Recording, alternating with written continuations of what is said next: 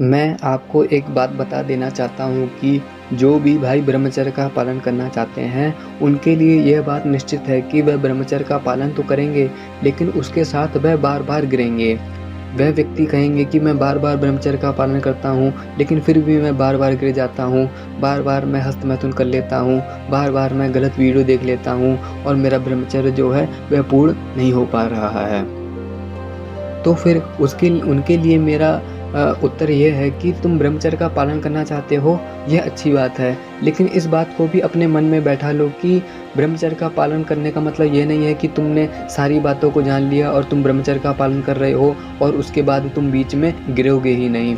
क्योंकि ब्रह्मचर्य का पथ ऐसा है कि तुम इसमें पहली बार चल रहे हो और इसमें बार-बार तुम गिरोगे, बार-बार उठोगे, बार-बार गिरोगे। इसलिए तुम इस बात को लेकर कभी उदास मत होना कि मैं ब्रह्मचर्य का पालन कर रहा हूँ, लेकिन फिर से मैं ब्रह्मचर्य के पथ पर गिर जाता हूँ, फिर से मैं हस्तमैथुन कर लेता हूँ। कहीं ऐसा ना हो कि तुम सोचो कि मैंने 1 वर्ष तक ब्रह्मचर्य का पालन किया था, लेकिन फिर से मैंने हस्तमैथुन कर लिया, इसलिए मैं अब ब्रह्मचर्य का पालन करने की छोड़ रहा हूँ, क्योंकि यह मेरे बस की बात नहीं है।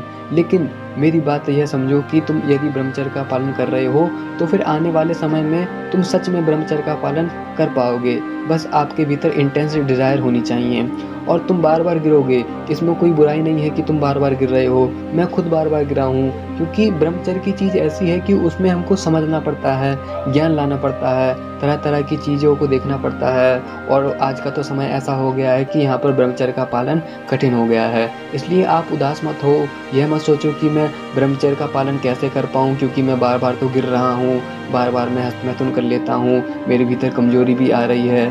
लेकिन कोई बात नहीं, ये सारी चीज़ें होने के बाद भी एक समय ऐसा आएगा जब तुम सच में ब्रह्मचर्य का पालन कर पाओगे। ऐसे उदाहरण भी हैं जो पहले ब्रह्मचारी नहीं थे, लेकिन बाद में वह ब्रह्मचारी बने। अब जैसे कि विवेकानंद जी थे, उनका बचपन का नाम नरेंद्र दास था। तो फिर जो विवेकानंद जी जो हैं, वह पूर्ण रूप से ब्रह्मचारी थोड़ी थे। पहले वह चरित्रहीन थे, उनका भी मन डामाडोल था, वे भी स्त्रियों को देखकर मोहित हो जाते थे। एक बार की बात है कि उन्होंने किसी स्त्री को देख लिया था और वह अपने आप से इतना नाराज़ हुए थे कि उन्होंने अपनी आँखों पर मिर्च डाल ली थी, ताकि ये जो आँखें हैं, ये किसी स्त्री की तरफ देख ही ना पाए। इसलिए उनके जीवन चरित्र से हम ऐसा समझ सकते हैं ना कि वह भी पहले ब्रह्मचारी नहीं थे, वह भी ब्रह्मचर्य का पालन करने का प्रयास कर रहे थे। तभी तो जब वह ब्रह्मचर्य में असफल हुए, तो उन्होंने अपनी आँखों में मिर्च डाल ली। इसलिए आप भी उदास मत हो, यदि आप ब्रह्मचर्य के पथ पर बार-बार गिर रहे हो, तो फिर कोई बात नहीं। आपकी ब्रह्मचर्य के पालन करने की जो निष्ठा है, वही आपको एक दिन ब्रह्मचारी बनाएगी। अब देख लीजिए कि जो स्वामी तुलसीदास जी थे, वह अपनी पत्नी से बहुत ही ज़्यादा मोहित थे और उनकी पत्नी ने एक बार उनको उलाहना दिया कि तुम इस मेरे शरीर को देखकर इतना मोहित क्यों होते हो? मेरा शरीर तो केवल हाड़ मांस का बना हुआ है, चमड़ी का बना हुआ है। यदि इतना प्रेम तुम श्री राम जी में दिखाते, उनकी भक्ति में दिखाते, तो फिर तुम्हारा अभी तक उद्धार हो चुका होता। यह सारी बातें सुनने के बाद ही तुलसीदास जी जो थे, वह पूर्ण रूप से ब्रह्मचारी बन पाए और उन्होंने रामचरितमानस का पूरी तरह से विकास किया, उसका निर्माण किया। उस प्रसंग से भी तो यह बात निकल कर आती है कि हमको ब्रह्मचारी बनने के लिए पूर्ण रूप से प्रयास करना चाहिए। बार-बार हम गिरेंगे, कोई बात नहीं, एक समय ऐसा आएगा जब हम पूर्ण रूप से ब्रह्मचर्य का पालन कर पाएँगे। अब महात्मा गांधी हैं, वह क्या थे कि जब उनके पिताजी शमशान में लेटे हुए थे, तब महात्मा गांधी अपनी पत्नी के साथ बिस्तर में लेटे हुए थे, क्योंकि वह पत्नी से बहुत ज़्यादा मोहित थे, पत्नी से संबंध बनाने में ज़्यादा मोहित थे। कुल मिलाकर वह स्त्री के प्रति ज़्यादा आसक्त थे। लेकिन फिर उनके जीवन में ऐसा परिवर्तन आया और उन्होंने ब्रह्मचर्य पालन करने का पूर्ण रूप से निश्चय किया, तब जाकर वह ब्रह्मचर्य का पालन कर पाए। हालाँकि आज के समय में महात्मा गांधी को लेकर लोगों के भीतर बहुत ही भ्रांति है और वह महात्मा गांधी को लेकर न जाने किस तरह के नकारात्मक विचार रखते हैं। मैं इस बात को भी जानता हूँ। लेकिन यह बात भी सच है कि महात्मा गांधी पहले अपनी पत्नी के प्रति बहुत ज़्यादा आसक्त थे, लेकिन बाद में वह ब्रह्मचारी भी बने थे।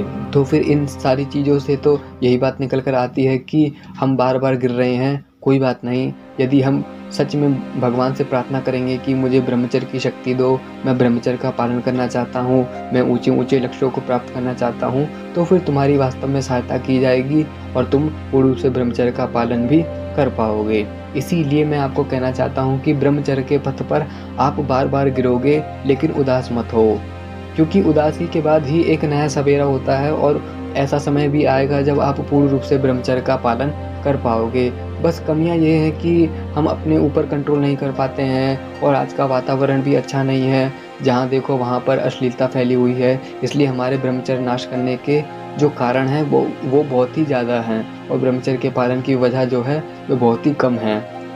इसीलिए आज के समय में ब्रह्मचर्य का पालन करना कठिन हो गया है और हम बार-बार उसी की वजह से गिरते हैं, बार-बार अपने गंदी आदतों की वजह से गिरते हैं। इसलिए हमको अपने ऊपर नियंत्रण करना होता है। जब हम खुद पर नियंत्रण करेंगे, तभी हम ब्रह्मचर्य का पालन कर पाएँगे।